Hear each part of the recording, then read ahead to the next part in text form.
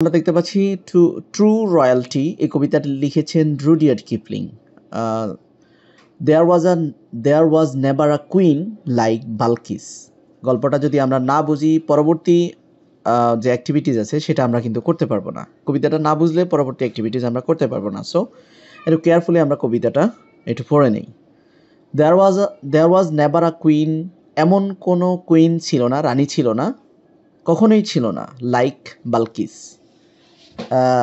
বালকিসের মতো কোনো কুইন কখনোই ছিল না।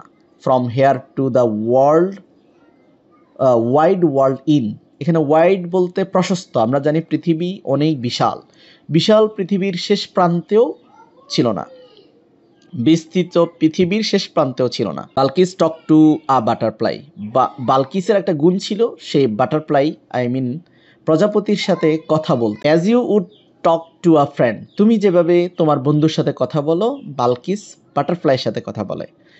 দেয়ার was never a king like Solomon, সোলোমানের মতো কখনোই কোনো রাজা ছিল না।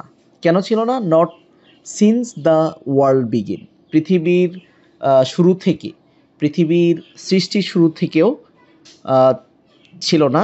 But Solomon talk to a butterfly, সোলোমানও বাটারফ্লাইয়ের সাথে কথা বলতেন। As a man would talk to a man, একজন মানুষ যেভাবে অন্য মানুষের সাথে কথা বলে। She was queen of Sabaea, queen of সেবাই, সে ছিল সাবাইয়ের রানী। কুইন অফ সাবাই, সাবাই একটা জায়গার নাম, কুইন অফ সাবাই, তিনি ছিলেন সাবাইয়ের রানী। And she was Asian lord, তিনি ছিলেন এশিয়ার প্রভু।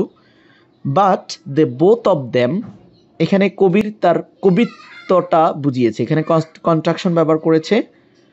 But they both of them talk to butterflies, যেভাবে কিং সোলোমান কথা বলতো বাটারফ্লাইজের সাথে, তেমনিভাবে কুইন বালকিসও কথা বলতো বাটারফ্লাইজের সাথে। When they took their walks abroad, তারা যখন বিদেশে তাদের পদচারণ নিয়েছিল। তো এই হচ্ছে